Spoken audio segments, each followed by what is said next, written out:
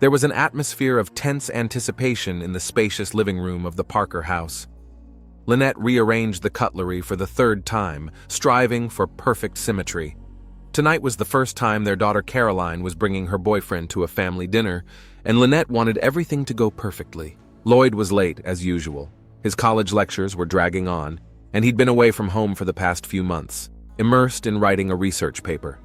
Lynette was used to being alone, but sometimes it seemed to her that the walls of their cozy home were slowly shrinking, turning the space into an invisible cage.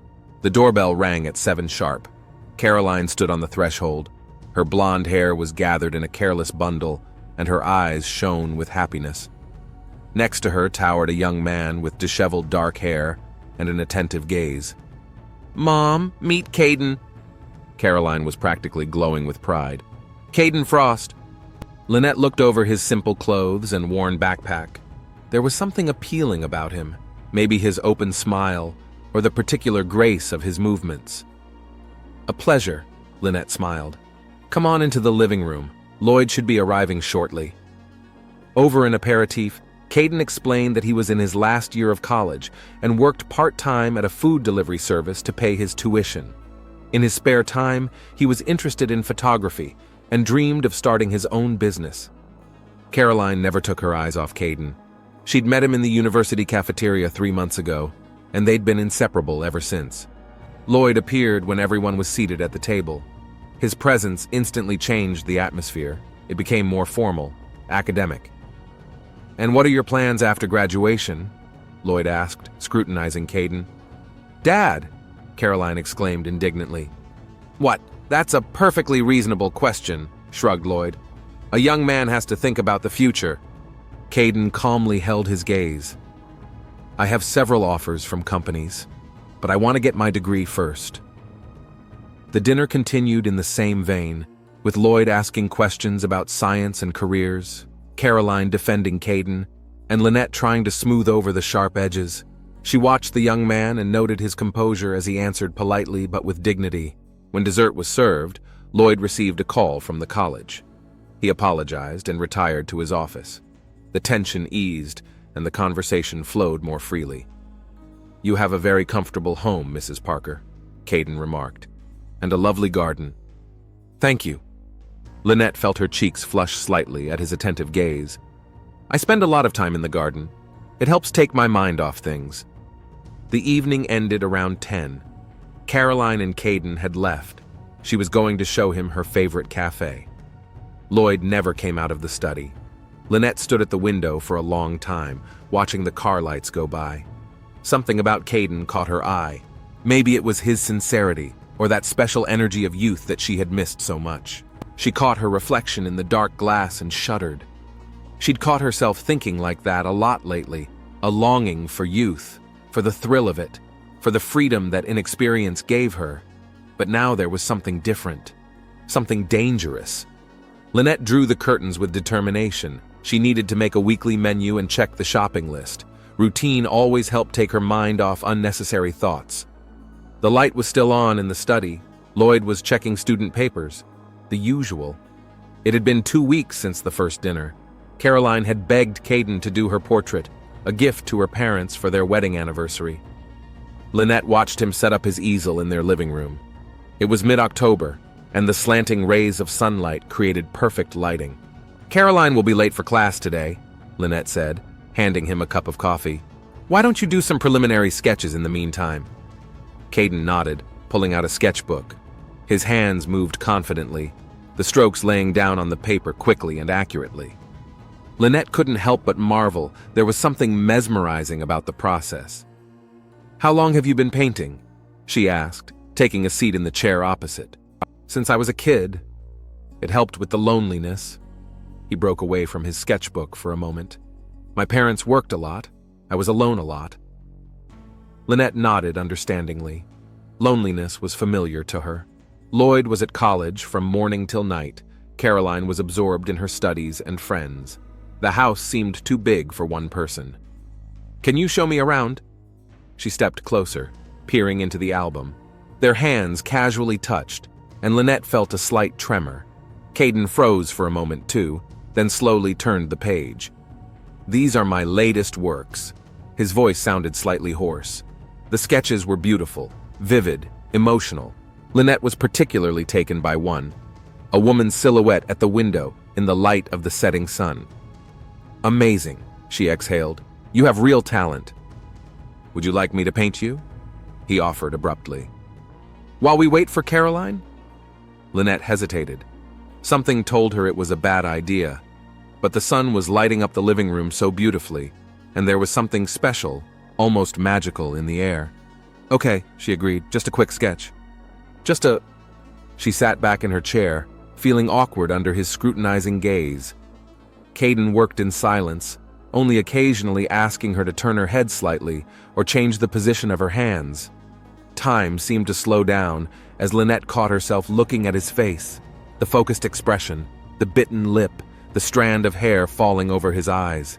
He was handsome with that peculiar beauty that shows itself in moments of preoccupation. "Done," he said at last.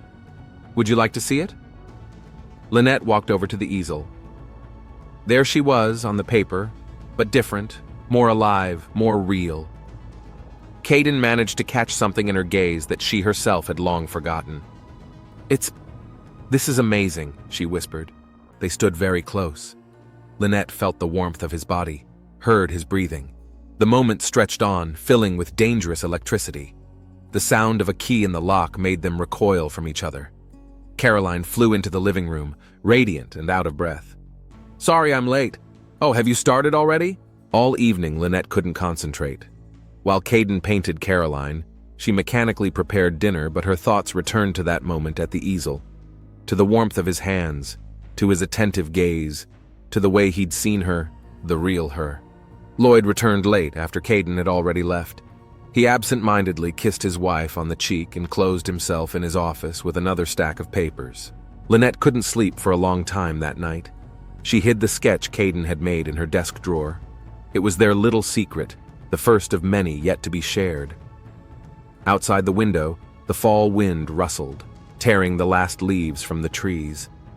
Somewhere in the distance, the occasional car drove by. Lynette lay in the dark, staring at the ceiling, and thought about how long it had been since she had felt so alive. November had been unusually cold. Lynette found more and more reasons to drop by Caden's workshop, whether it was to bring home-cooked food or to discuss Caroline's birthday present. Each visit dragged on for hours. It was drizzling that day. Lynette brought a thermos of hot tea and apple pie. Caden was working on a new canvas, his hands stained with paint. "You have to stop this," he said without turning around.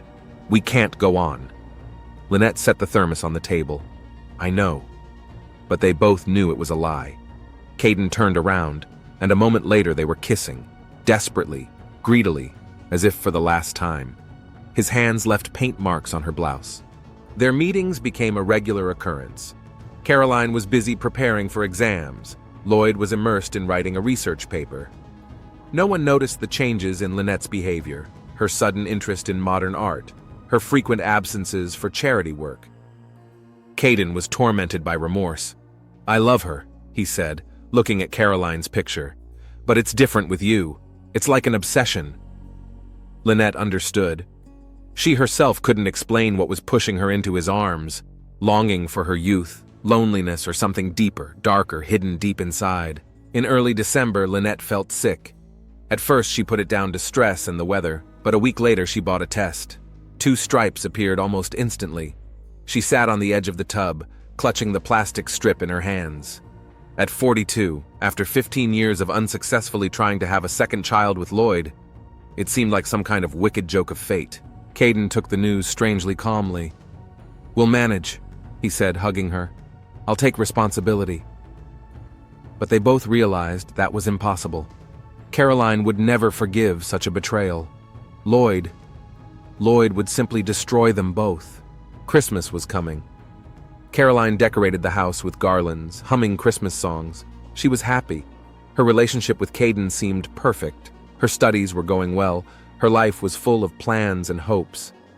"Mom, you're looking kind of pale lately," she remarked one day. "Maybe I should go to the doctor." Lynette gave a strained smile. "I'm fine, honey, just tired." At night, she couldn't sleep. Lying there, listening to the breathing of her husband sleeping next to her, she thought about how one rash decision could ruin a life built up over years. Caden called every day. Their conversations became short, tense. "We need to tell her everything," he insisted. "I can't lie to her anymore." But Lynette wasn't ready. She imagined her daughter's face when she learned the truth, imagined Lloyd's reaction. A cold dread gripped her, preventing her from making a choice. One morning, as she left Caden's workshop, she ran into his neighbor.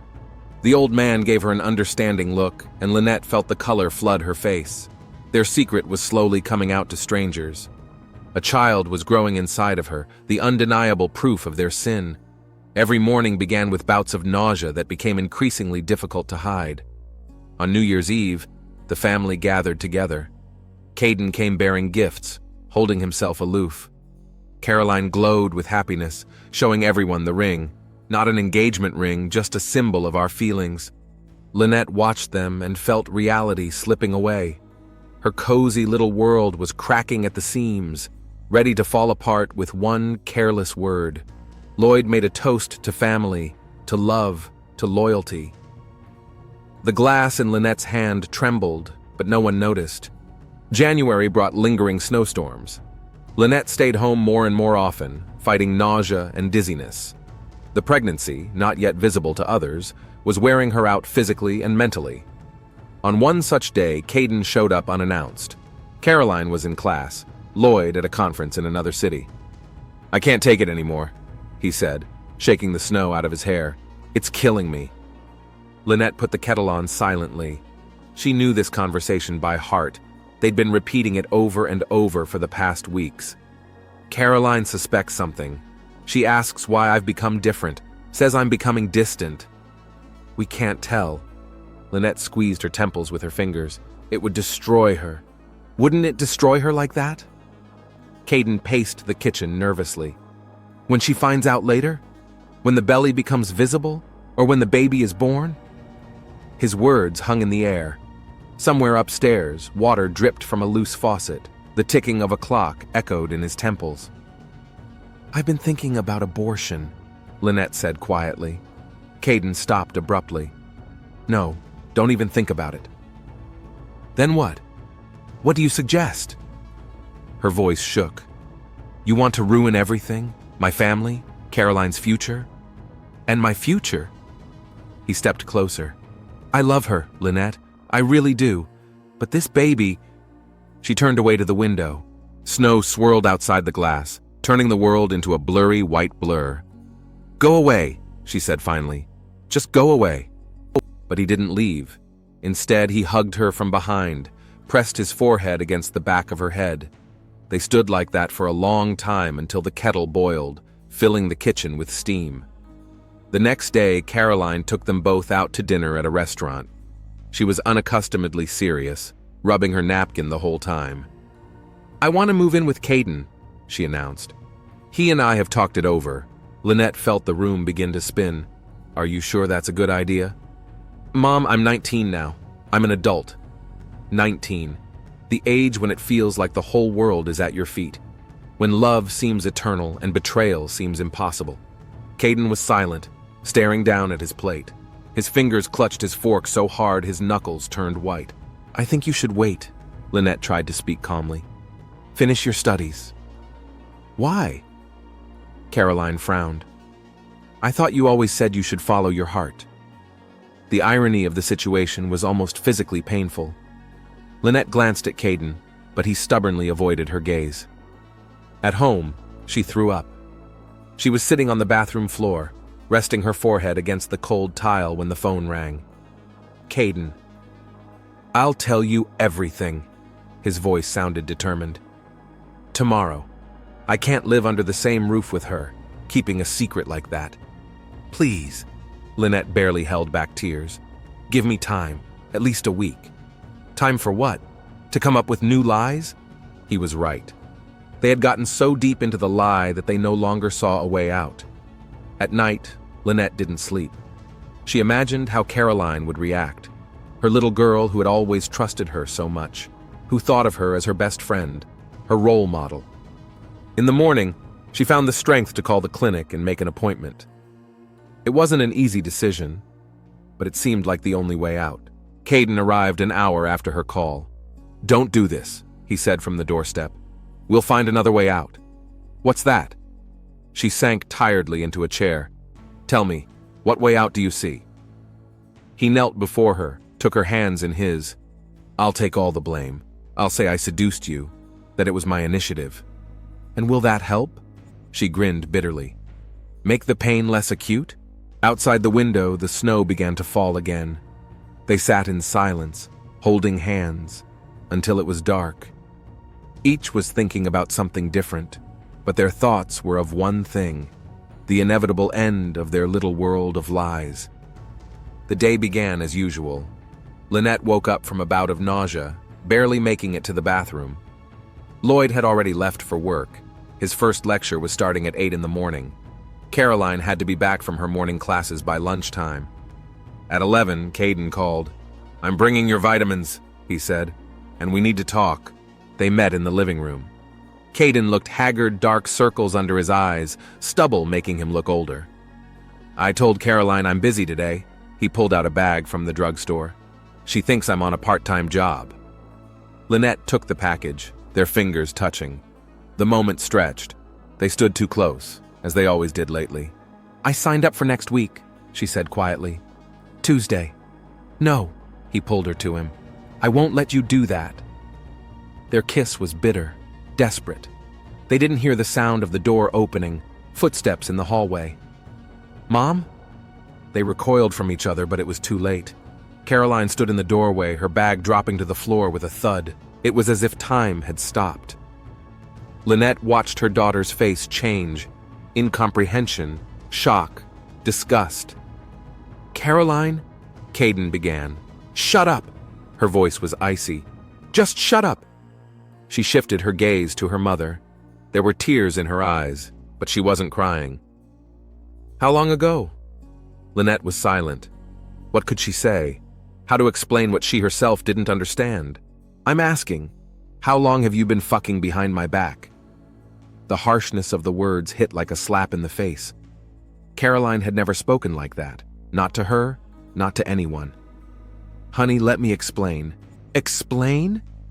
Carolina laughed hysterically. "What exactly do you want to explain, Mom? How you seduced my boyfriend? Or how you've been pretending to be a loving mother all this time?" Caden stepped forward. "It's not her fault. Don't you dare!" Caroline cut him off. "Don't you dare defend her." She started pacing the room like a hunted animal, then stopped abruptly, staring at the bag from the drugstore that Lynette was still clutching in her hands. "What is it?" Lynette tried to hide the package, but Caroline was quicker, shook the contents out onto the floor. Prenatal vitamins, folic acid. There was dead silence. "You're pregnant." It wasn't a question. "From him." Lynette nodded. She couldn't speak, her throat constricted, she was short of air. "I'll tell my father." Caroline lifted her chin.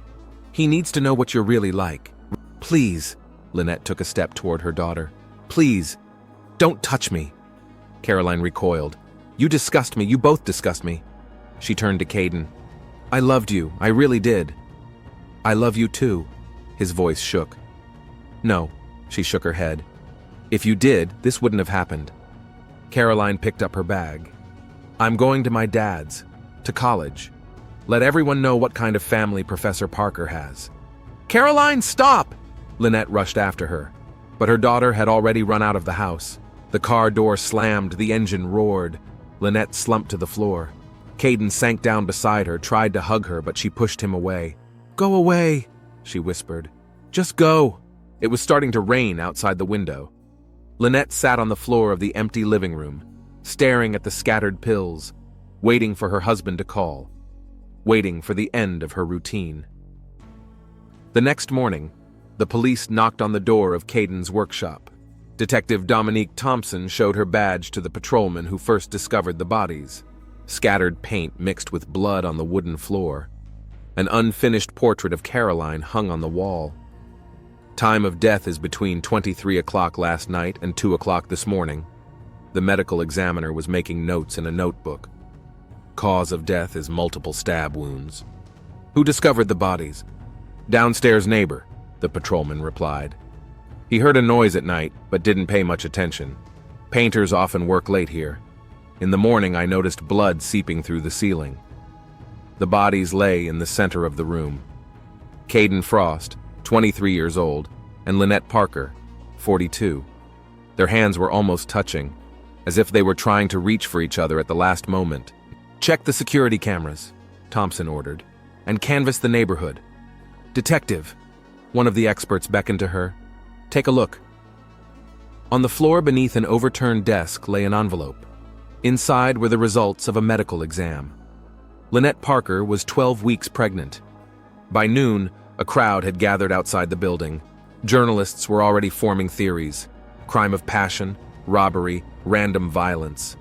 At the station, Thompson examined Lloyd Parker's personnel file. College professor, spotless record, no priors. Where is he now? In the hospital. He's in shock. Doctors have him sedated. And the daughter? Caroline Parker is with her father. She discovered their relationship yesterday afternoon. There are witnesses to her altercation with her mother and Frost. Thompson glanced at the board of photos of the victims. This wasn't a random crime. Someone knew the dead well. Someone whose world had crumbled along with their secret. Voices could be heard in the hallway. The first forensic results had arrived. The workday was just beginning. Thompson started with the neighbors. The old man from the apartment below, a retired painter, told how he'd often seen Lynette coming to Caden's. Beautiful woman she was, he shook his head. Always so elegant, you couldn't tell she was a housewife. Came in 2 or 3 times a week, sometimes with food, sometimes just for fun. Did you hear anything unusual last night? About 11 o'clock there was a loud conversation. Then something fell, but I didn't pay much attention. Caden often dropped his easel or paint cans. A young couple lived in the apartment across the hall. They returned late around midnight. Saw a man on the stairs, the girl said. Tall, in a dark coat.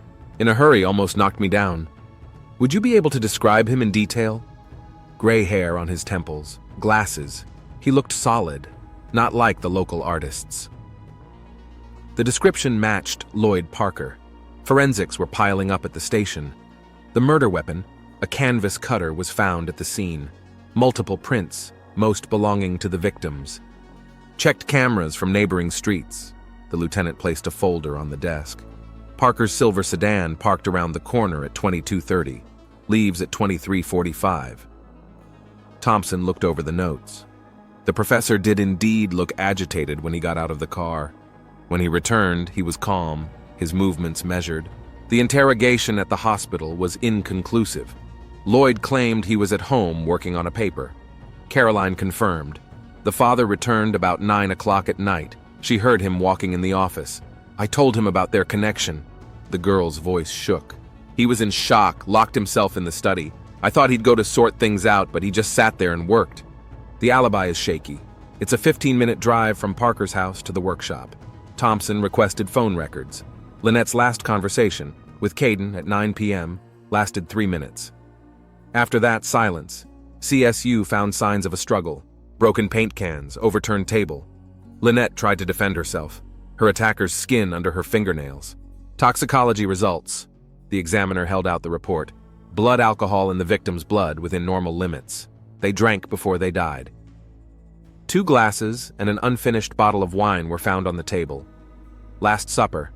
A first-floor neighbor recalled another detail, the sound of breaking glass around midnight.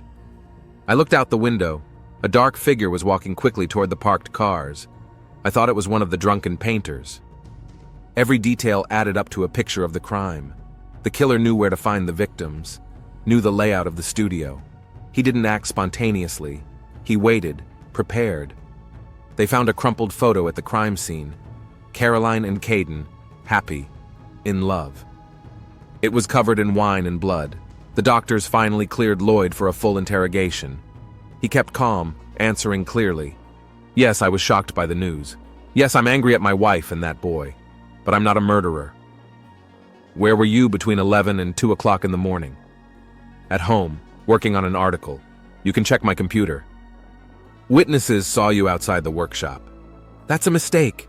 I never left the house. Caroline sat in the hallway during the interrogation. Pale, gaunt, she seemed 10 years older. Do you believe your father could have done this? Thompson asked. I don't know, whispered the girl. I don't know anything else. By evening, dozens of reports, photographs, depositions lay on Thompson's desk. A story of love and betrayal that ended in a double murder. The lieutenant brought coffee. What do you think? I think we've almost put the picture together. Thompson leaned back in her chair. There's just one last piece left to find. The city's video surveillance archive was located in the basement of City Hall. Thompson had spent the entire morning there, reviewing footage from cameras within a 10-block radius of Caden's workshop. Lloyd's silver sedan showed up on the footage at 22:30, parked around the corner, lights out. 5 minutes later, a man in a dark coat got out of the car. The next camera is the intersection at the artist's house. The same figure quickly crosses the street. The time was 22:45. Stop, Thompson pitched forward. Another shadow flashed in the corner of the screen. Rewind it. Zoom in on that fragment. Behind Lloyd, keeping her distance, was a female figure, Caroline. Her distinctive long hair and light-colored coat gave her away. Thompson switched to the cameras from a different angle. Father and daughter walking toward the workshop from different sides of the street. She wasn't following him. She was taking a parallel course. Check all exits from the building after midnight. Lloyd appeared on the tape from the back door at 0 hour 10 minutes. He was no longer in a hurry, walking slowly, as if in reverie. Behind him, 5 minutes later, Caroline came out. Thompson leaned back in her chair. The picture of the crime was beginning to change. New forensic results were waiting for her at the station. Not only had they found male DNA under Lynette's fingernails, there were traces of two people. Check the prints on the wine bottle. Thompson handed the expert the camera photos. Look for traces of a third person. By late afternoon, confirmation came. It wasn't just the victim's prints on the bottle. A palm mark on the neck belonged to Caroline. Thompson summoned father and daughter for a second interview. They arrived together, the professor still as calm, Carolina pale but collected. We found the camera footage. Thompson spread the photos out on the table. You were both there the night of the murder. Lloyd remained silent, looking at the pictures. Caroline began to tremble. Why did you go to the workshop, Professor? To talk. He took off his glasses, rubbed the bridge of his nose tiredly. I wanted to talk to my wife, convince her not to destroy the family. And you, Caroline? I've been following my father. Her voice sounded muffled. I was afraid he'd do something stupid. And what happened in the workshop? They were silent. Thompson pulled out the forensic results. Your fingerprints on the bottle, Caroline. Your DNA under your mother's fingernails. You weren't just an observer. The girl covered her face with her hands. Lloyd reached for his daughter, but she pulled away. Tell me what happened. The story flowed confusingly, punctuated by sobs, how they'd come to talk, how Lynette had admitted she was pregnant, how Caden said he loved them both. Daddy grabbed the knife. Caroline was shaking. I tried to stop him, but Mom rushed to Caden's defense. She screamed that she loved him, that she'd go away with him. And then? All I remember is blood. A lot of blood. Mom fell. Caden was trying to get to the phone. Dad caught up with him. Why didn't you call the police? He's my father, Caroline whispered. I couldn't. Thompson looked at the professor. He sat motionless, staring at one point. I didn't mean to, he finally uttered. I just wanted to talk. But when she said about the baby, about loving him, I don't remember grabbing the knife. Officers with handcuffs were already waiting in the hallway. The story came to an end. Late that night, Thompson returned to the studio. The unfinished portrait of Caroline still hung on the wall. Young, beautiful, happy. She would never be like that again. On the windowsill stood a withered bouquet, Caden's last gift to his student. Love, jealousy, betrayal, an eternal story each time ending in tragedy. Cold winter light poured through the tall windows of the courtroom. Caroline slowly approached the witness stand. After 3 months of investigation and preliminary hearings, the main trial was beginning. Miss Parker, tell the court what happened on the day of the murder. The prosecutor's voice sounded soft. Caroline clenched her fists. There were many familiar faces in the audience. College professors, neighbors, family friends. All of them had come to hear the story of her fall. I caught my mom with Caden this afternoon. Her voice shook. They were in our house, kissing. There were test results on the table. Mom was pregnant. The jury was writing something down. Lloyd sat motionless, looking straight ahead. What did you do? I went to college, told my dad. She paused. He didn't believe it at first. Then he locked himself in his office. You followed him tonight? Yes. I saw him leave the house, got in my car, followed him. Why? Caroline looked at her father. I was afraid. I'd never seen him so lost. She described walking down a parallel street, how she saw the light in the windows of the workshop, how she climbed the stairs following her father. The door was ajar. I heard their voices. She closed her eyes. Mom said she was suffocating in her marriage, that Caden had brought back her youth, that they were going away together. What did your father do? He just stood there. And then Caden said that line, about loving us both. Caroline clenched her hands, and that's when Dad grabbed the knife. Silence hung in the hall. Birds could be heard screaming outside the window. Did you try to stop him? I don't remember. She shook her head. It was all mixed up, the screams, the blood, the clinking of broken glass. But you stayed there. You didn't call the police. He's my father, Caroline whispered. I couldn't betray him. Just as he couldn't betray you? Objection! Counsel jumped up. Objection sustained. The judge tapped his gavel. The jury will not consider the last question. Caroline wiped away her tears. The prosecutor showed her the crime scene photos. Do you recognize this portrait? The photo was an unfinished painting, she herself, smiling, happy. Caden started it a week before everything. Her voice trailed off. He said he wanted to capture a moment of pure joy. When was the last time you spoke to your mother? The day I found out about them. Caroline looked at her father again. I told her I hated her, that she wasn't my mother anymore. Lloyd flinched. For the first time in the whole process, his face reflected emotion. And now? How do you feel now? Caroline was silent for a long time. Emptiness, she finally said. I've lost everyone I loved. My mom betrayed me. Caden betrayed me. Dad tried to protect, but only made it worse. She stood up. I asked the court for leniency for my father. He acted under the influence. But you're here as a witness for the prosecution. Yes, she squared her shoulders, because the truth is more important than my feelings. After the session, Caroline stood on the court steps for a long time. Thompson approached her. You did well. You know what the worst part is? Caroline stared off into the distance. I'm starting to forget their faces. What Mom was like before all this, what I was like myself. She pulled an envelope out of her bag. Found it in the mailbox this morning. A letter from Mom, written the day before she died. Thompson waited in silence. She apologized, wrote that she loved me more than life. Caroline folded the letter. But I can't forgive her. I can't forgive any of them, not even myself. That evening, Thompson stopped by the workshop. All evidence had long since been removed from the scene, but the unfinished portrait still hung on the wall, a mute witness to the tragedy. In the corner stood an unfinished sculpture, Caden's last work. A female figure frozen between two worlds. Thompson recognized Lynette's features. Love and betrayal, passion and duty, loyalty and treason, eternal themes, each time finding new heroes, but the price is always too high. On the windowsill lay a withered bouquet, the same one Caden had given Caroline the last time they'd met. Thompson carefully placed the flowers in an evidence bag. Perhaps someday Caroline would want that last memory. In the meantime, she was leaving for another city, trying to start a new life, leaving behind a broken family, betrayal and death, taking with her a portrait of the happy girl she would never be again.